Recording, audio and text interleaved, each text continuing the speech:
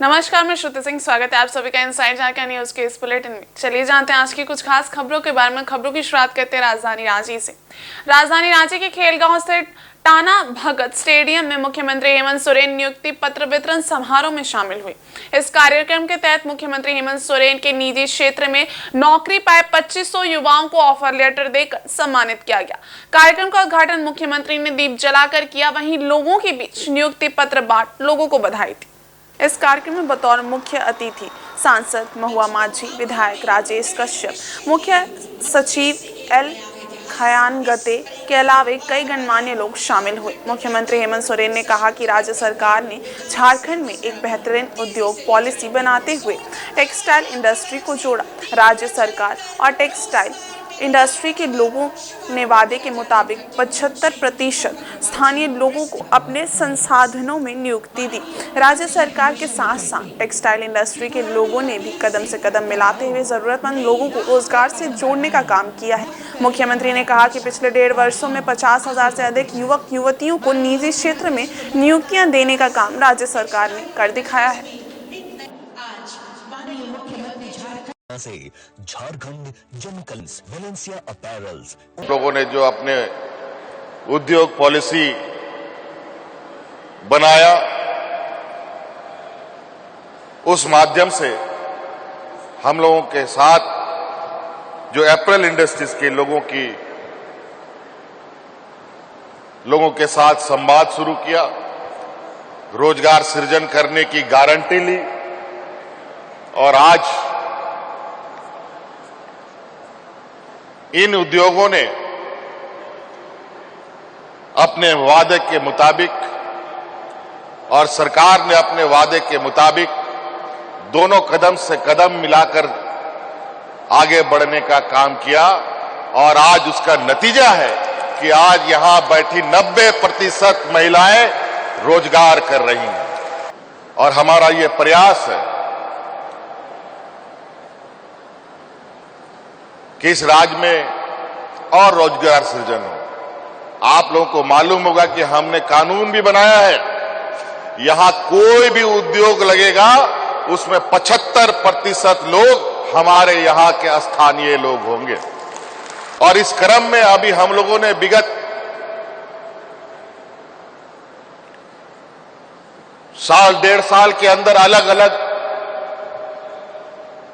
प्रमंडलों में जाकर अब तक लगभग 50,000 से अधिक लोगों को निजी क्षेत्रों में रोजगार देने का काम किया है। आज हमारे राज्य में जो उद्योग हैं और निजी उद्योग खासतौर पर, उन सब के साथ हम लोगों ने इस कानून के तहत उनको राज्य में रोजगार सृजन करने का वादा लिया और हर संभव हमारा ये प्रयास है कि अधिक से अधिक लोगों को नौकरी मिले, रोजगार मिले, स्वरोजगार से जुड़े। तो आप इस तरीके से देखेंगे कि सरकार ने जितनी भी योजनाएं बनाई हैं, वो योजना सिर्फ यहां के झारखंड के मूलवासी आदिवासी के भावना के साथ, उसके क्षमता के अनुरूप और उनकी योग्यता के अनुरूप बनाया है। हमारे प्रिय माननीय मुख्यमंत्री श्री हेमंत सोरेन जी को और आप सभी को झारखंडी जोहार।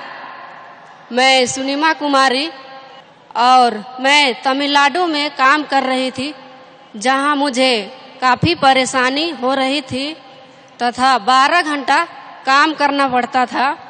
हमारे प्रिय माननीय मुख्यमंत्री श्री हेमंत सोरेन जी के प्रयासों से हमारे झारखंड राज्य में कपड़ा उद्योग बढ़ रहा है और हमें रोजगार मिला।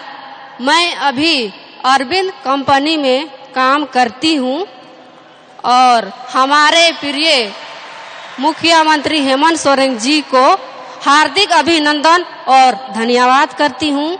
और इधर सरायकेला जिला के कांग्रेस ने सैनिक प्रकोष्ठ का गठन किया है। इसकी घोषणा सोमवार को सैनिक प्रकोष्ठ के प्रदेश अध्यक्ष सेवानिवृत्त सूबेदार HL यादव ने आदित्यपुर में एक प्रेस वार्ता के दौरान की।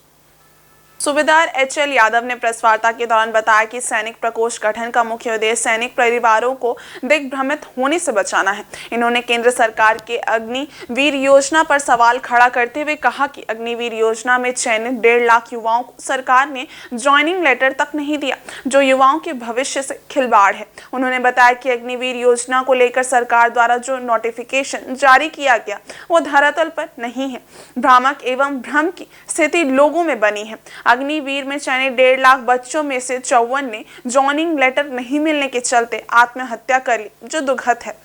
आगे उन्होंने कहा कि झारखंड में जल्द ही मुख्यमंत्री से मिलकर सेवानिवृत्त सैनिकों को नौकरी में प्राथमिकता और आजाद हिंद फौज से जुड़े सैनिकों को झारखंड आंदोलनकारी की श्रेणी में लाने की मांग की जाएगी। रिटायरमेंट के बाद मैंने ये देखा कि एक तरफा बातें हो रही है। नोटिफिकेशन सेना से जुड़ा हुआ मामलों का कुछ रहता है और उसको प्रचारित कुछ किया जाता है। तो अभी जब उनका तालमेल में करके देखता हूं तो जो चीजें लिखित में है वो वक्तव्य में प्रचार में नहीं आ रहा है। तो ये जरूरी हो गया है कि जो भ्रांतियां भ्रमजाल फैलाया जा रहा है सेना को लेके, उनके परिवारों को पता नहीं है कि अब क्या सुख सुविधा उनको लागू था, क्या दिक्कत आ रहा है। डिसेबिलिटी एक्ट का नया फरमान जारी हो रहा है। इन बातों को लेकर मुझे ऐसा लग रहा है, कांग्रेस को ऐसा लग रहा है कि अब ये बातें उनके परिवारों तक पहुंचे। इसी बात को लेकर हम लोग अब इस बारे में आज प्रेस कॉन्फ्रेंस कर रहे हैं कि क्या सही है क्या गलत है, इसको उन बातों तक पहुंचाना है। जो 1.5 लाख चयनित बच्चे थे जिन्हें कि अग्निवीर योजना की वजह से ज्वाइनिंग लेटर नहीं दिया, उनका मेडिकल हुआ, उनका फिजिकल हुआ, उनका रिटन टेस्ट हुआ, डॉक्यूमेंटेशन हुआ, लेकिन उनको ज्वाइनिंग लेटर नहीं दिया। और चयनित जो बच्चे थे इनका 2022 31 मई तक डिफेंस की वेबसाइट पर सिलेक्टेड कैंडिडेट्स का लिस्ट अवेलेबल था, जिसमें कि 64 बच्चों ने आत्महत्या कर लिया। ये बड़ा दुख। और द चंद्रशेखर आजाद दुर्गा पूजा समिति के द्वारा दुर्गा उत्सव 2023 के समापन के बाद ही अपने पूर्व निर्धारित एवं पूर्व घोषित कार्यक्रम के तहत राजधानी रांची के हृदय स्थली कहे जाने वाले मुख्य मार्ग के समीप चंद्रशेखर आजाद दुर्गा पूजा पंडाल स्थल पर श्री राम जन्मभूमि प्राण प्रतिष्ठा महोत्सव के अवसर पर 2 दिवसीय भव्य और मनोरम रामोत्सव का आयोजन किया गया। ताली बजा दीजिए, वाकई आप बहुत सुंदर लग रही है स्टेज में। नहीं जहाँ रामोत्सव के पहले दिन कार्यक्रम का शुरुआत मनोरम झांकी के साथ नगर भ्रमण कार्य सेवकों को सम्मान एवं स्वाति मिश्रा, अनुपम यादव जैसे अन्य सुप्रसिद्ध गायकों के द्वारा भजन संध्या का आयोजन किया गया। वहीं रामोत्सव के दूसरे दिन हनुमान चालीसा, सुंदरकांड पाठ एवं श्री राम जन्मभूमि मंदिर प्राण प्रतिष्ठा का लाइव प्रसारण, महाभोग भंडारे का वितरण एवं बनारस से आए आचार्य के द्वारा श्री राम प्रभु का आरती एवं बाबा भोले के शिव तांडव श्रोता पर बेहद ही आकर्षक रहे। मौके पर आरती का आयोजन भी हुआ, आतिशबाजी का दौर भी देखा गया। सांस्कृतिक संध्या की बात की जाए तो बिहार के सुप्रसिद्ध गायक अरविंद अकेला उर्फ कल्लू, निशा उपाध्याय सहित कई अन्य कलाकारों ने अपने गायन की प्रस्तुति कर आयोजन स्थल पर उमड़े अकल्पनीय जन सैलाब को राममय वातावरण में झूमने को विवश कर दिया। ये दिन ऐतिहासिक बनने को लेकर पूरा राजधानी रांची शहर सुबह से लेकर देर रात तक प्रभु राम के उत्सव में पूरी तरह से तल्लीन और सरोवर दिखा। चंद्रशेखर आजाद दुर्गा पूजा समिति की ओर से राम उत्सव के इस 2 दिवसीय कार्यक्रम में पूरा शहर राममय बनाने को लेकर लगातार प्रयासरत रहा एवं इस आयोजन का जन समर्थन इस प्रकार रहा कि आयोजन स्थल से काफी दूरी तक भक्तों का जन सैलाब के कारण तिल रखने भर की जगह भी नहीं रही।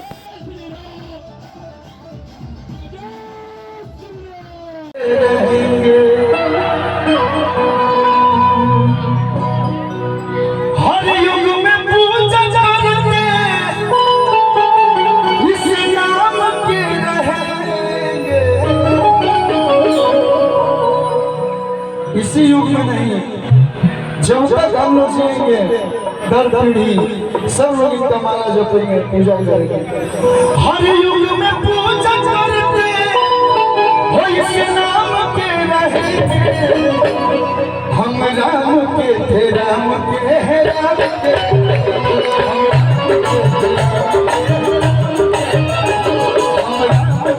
राम के है राम के।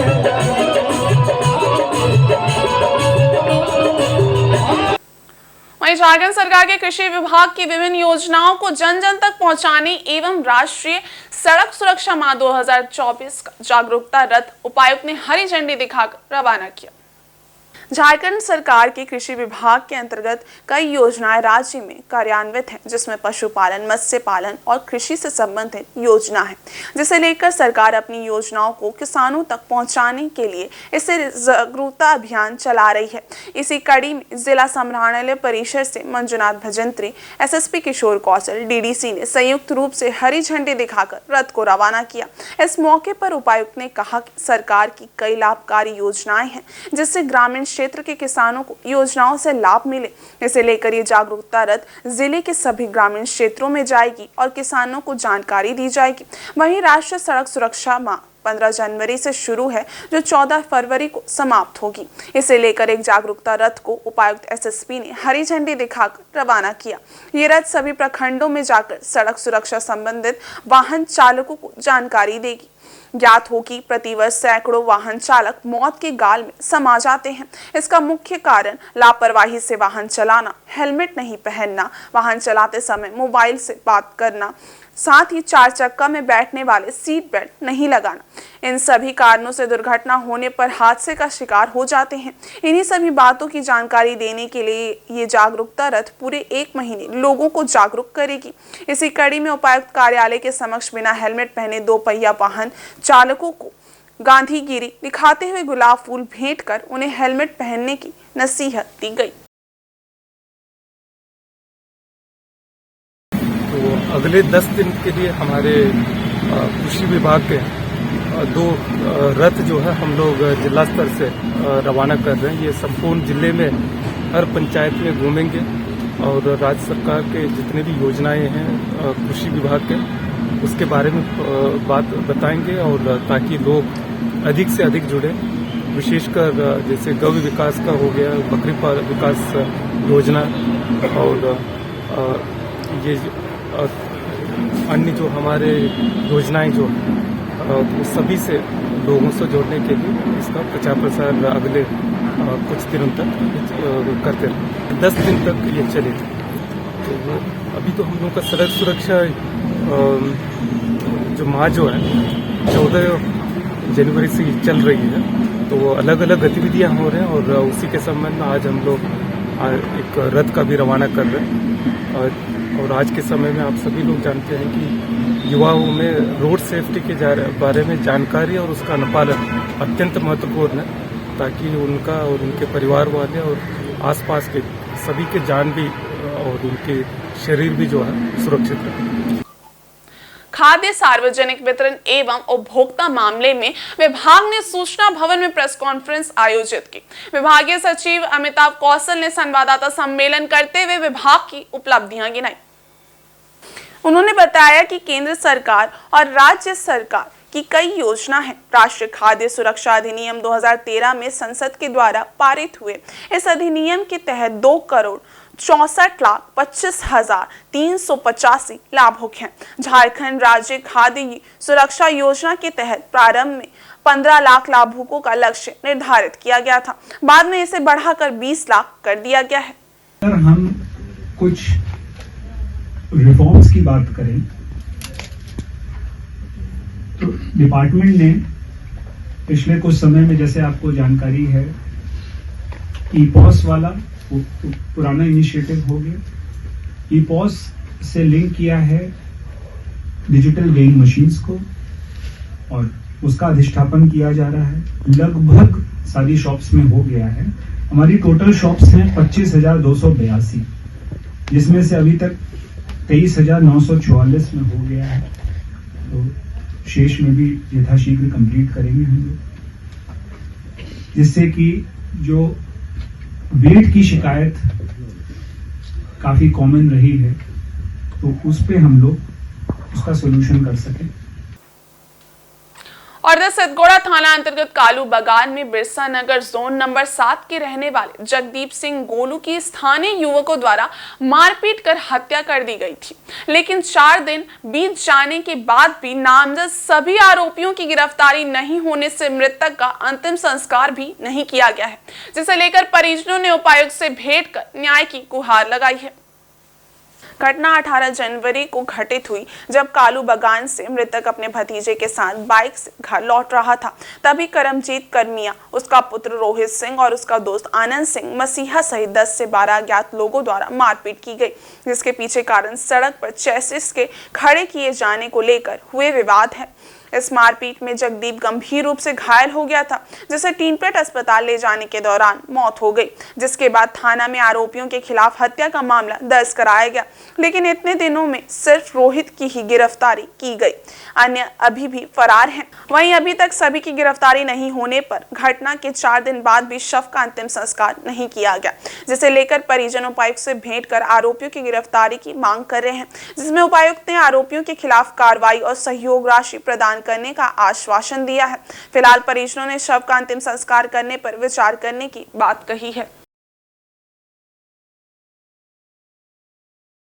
सिद्धगोड़ा थाना अंतर्गत कालू बगान क्षेत्र में रहने वाले बिरसा नगर 7 नंबर जोन में जगदीप सिंह गोलू, जिसका कि निर्मम हत्या कानवाई ड्राइवर और वहाँ का जो इंचार्ज के द्वारा बहुत ही लाठी डंडों से की गई। आज 4 दिन हो गया है, उनका कहीं पर भी सुराग नहीं मिल रहा कि कहाँ वो फरार हो गया है। एक आदमी उनमें से अरेस्ट हुआ, बाकी 4-5 अभी फरार हैं। सिद्धगोड़ा थाना प्रभारी को बार बार जाके हम लोग गुहार लगा रहे हैं, लेकिन उनसे अभी तक जो है कोई इस तरह का कोई जगह में पहुंच नहीं पाया कि जिससे हम लोग को न्याय संगत कुछ मिल सके। बाकी दूसरा जो वहाँ पर जो टाटा मोटर्स की जो कानवाइयाँ सब दिन जो वहाँ पर लगती है सालों सालों से, और वहाँ पर शाम को पूरी जमशेदपुर के जितने भी छठे बदमाश ड्राइवर सब वहाँ पर इकट्ठा होकर जिसकी वजह से ये हत्या का मुख्य कारण जो है वही है। और वहाँ पर आए दिन लड़ाई झगड़ा, छीना झपटी, छेड़खानी महिलाओं के साथ बहुत कुछ होता है वहाँ पर। तो उसी के लिए हम लोग डीसी साहब ने हम लोगों को टाइम दिया था कि आप लोग 3:30-4 बजे आइएगा। हम लोग आज डीसी साहब से आके मिले हैं, अपनी बातों को रखा है।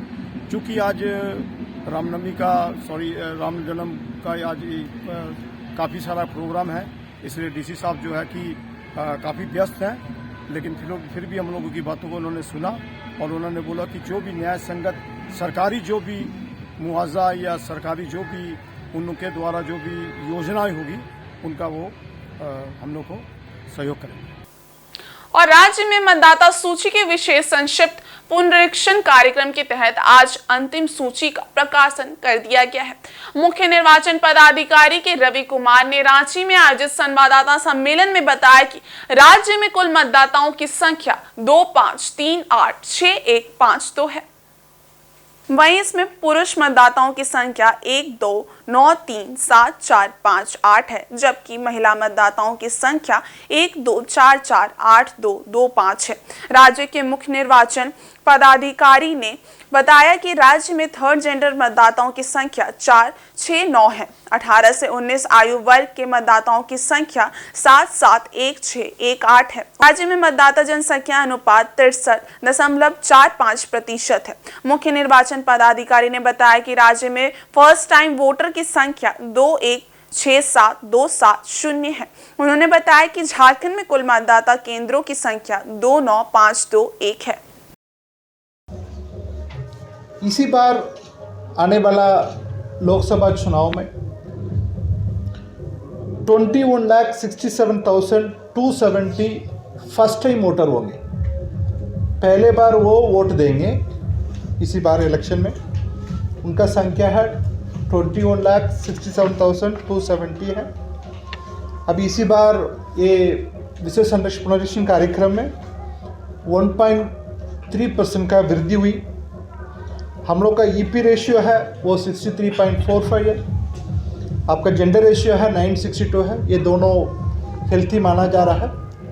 हम लोग को कितना होना चाहिए तो उतना आ गया उसमें। वो प्रोजेक्टेड पॉपुलेशन कितना है उसी के अनुसार हम लोग का जेंडर रेशियो भी प्राप्त मिल चुकी है। उसमें हम लोग इंक्लूसिव इलेक्शन के लिए, इंक्लूसिव रोल के लिए, समावेशी रोल बनाने के लिए हम लोग प्रिमिटिव ट्राइबल के लिए हम लोग एक स्पेशल कैंपेन दिया था 28 नवंबर को। उसी तरफ से होमलेस पीपल का जिसका घर नहीं है उन्हीं के लिए 29 नवंबर में कराया था उसको। उस तरफ से सीनियर सिटीजन का एनरोलमेंट, उनका मार्किंग के लिए कार्यक्रम कराया था उसी में 30 नवंबर को।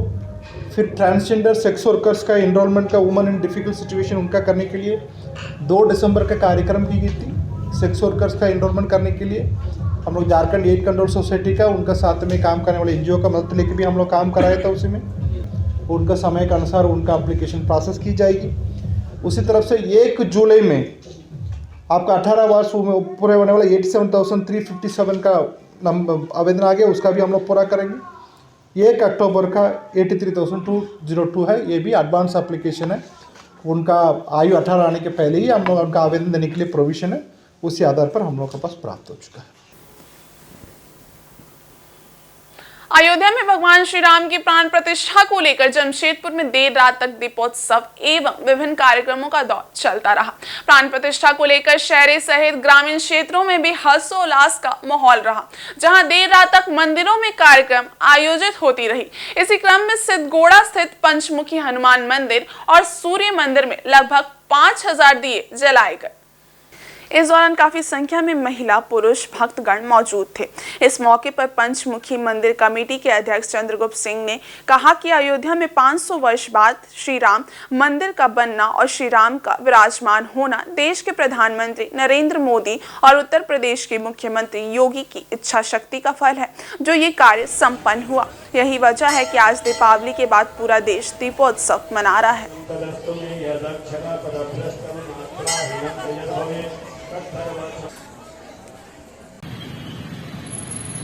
राम अयोध्या में जो राम मंदिर का प्राण प्रतिष्ठा है, इस प्राण प्रतिष्ठा का अवसर पर हम तो सर्वप्रथम इस देश का, भारत का प्रधानमंत्री नरेंद्र मोदी जी और यूपी के आपको मुख्यमंत्री योगी जी, हम 2 आदमी को विशेष रूप से बधाई देते हैं, क्योंकि उन्हीं लोगों की देन है कि आज पूरे विश्व में, भारत के अलावे पूरे विश्व में आपको राम जन्मभूमि को हम लोग मना रहे हैं। क्योंकि इस भूमि से एक ऐतिहासिक पर्व हुआ। हम लोग तो पहले दीपावली पर्व को मनाते थे, उस दीपावली से ज्यादा महत्वपूर्ण हमारे राम अयोध्या में प्राण प्रतिष्ठा का प्रोग्राम जो हमारे आपको देश के प्रधानमंत्री और यूपी के मुख्यमंत्री योगी जी, ये दोनों को मैं बधाई देता हूँ। वहीं बारेडी बाजार में भी सब्जी दुकानदारों ने पूरे हर्षोल्लास से 2500 दिए जलाकर श्री राम की पूजा अर्चना की और लोगों के बीच लड्डू बांटकर खुशी का इजहार किया। वहीं श्री राम लला के विराजमान होने पर एक दूसरे को बधाई दी। इस दौरान सब्जी बाजार समिति के अध्यक्ष मनमोहन लाल बुल्लू ने कहा कि ये काफी खुशी का पल है, जिसे लेकर 51 किलो लड्डू लोगों के बीच बांटकर खुशी का इजहार कर रहे हैं। राम स्थापना दिवस के उपलक्ष्य में बारेडी सब्जी बाजार समिति की ओर से भव्य स्वागत किया गया है। 2500 दिया जला है, 51 किलो लड्डू बटा है और हम सभी दुकानदार हर्षोल्लास के साथ हम सभी ने राम उत्सव का महोत्सव को सफल बनाया है।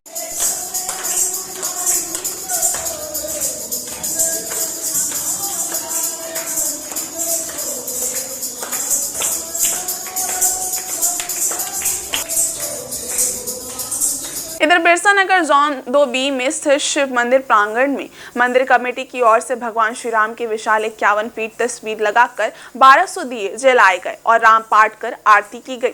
इस दौरान शहर के गणमान्य अतिथियों के अलावा क्षेत्र के काफी संख्या में भक्तगण मौजूद थे। इस मौके पर मंदिर कमेटी के अध्यक्ष बबलू गोप ने कहा कि ये क्षण विश्व के लिए गौरवान्वित करने वाला पल है कि अयोध्या में श्री राम विराजमान हुए, जो देशवासियों के लिए गौरव की बात है और हम सब इसका गवाह बने हैं। वहीं बिरसा नगर के मोहरा में हरि मंदिर कमेटी की ओर से मंदिर प्रांगण में 1 दिवसीय अखंड हरि कीर्तन का आयोजन किया गया। इससे पूर्व बस्ती वासियों ने मंदिर में 1500 दिए जलाकर आरती की। तत्पश्चात हरि कीर्तन आरंभ हुआ, जो देर रात तक चलता रहा। वहीं भक्तों ने प्रसाद ग्रहण कर सुख शांति की कामना की।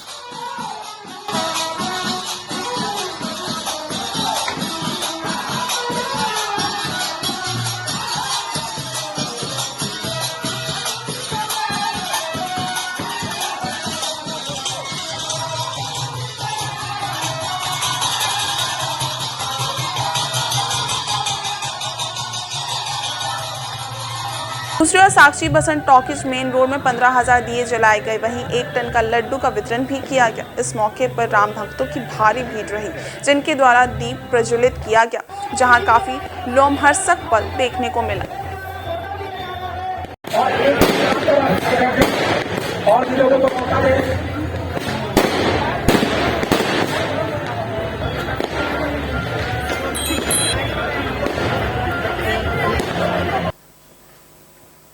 22 जनवरी को अयोध्या में नवनिर्मित भव्य राम मंदिर में रामलला के प्राण प्रतिष्ठा समारोह की खुशी में पूरे मुसाबनी में महोत्सव का माहौल बन गया। जहां एक तरफ कार सेवकों को सम्मानित किया गया, तो वहीं संध्या को दीप प्रज्वलित कर लोगों ने अपनी आस्था को व्यक्त किया।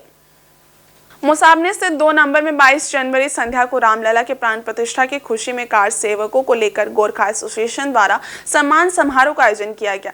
इसमें मुख्य अतिथि के रूप में पूर्व विधायक लक्ष्मण टुडू, विशिष्ट अतिथि के रूप में भाजपा ग्रामीण जिला अध्यक्ष सौरभ चक्रवर्ती, मंडल अध्यक्ष तुषार कांत पात्र आदि उपस्थित थे।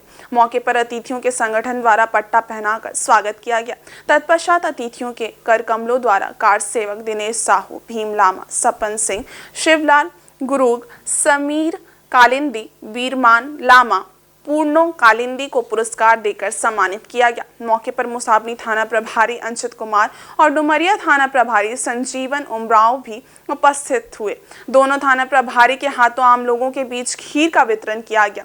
वहीं मर्यादा पुरुषोत्तम राम भक्तों द्वारा मुसाबनी स्थित अस्पताल चौक में दीप प्रज्वलित किया गया। शाम को क्षेत्र में महोत्सव का माहौल बन गया। वहीं पूरा क्षेत्र जय श्री राम के नारों से गूंज उठा।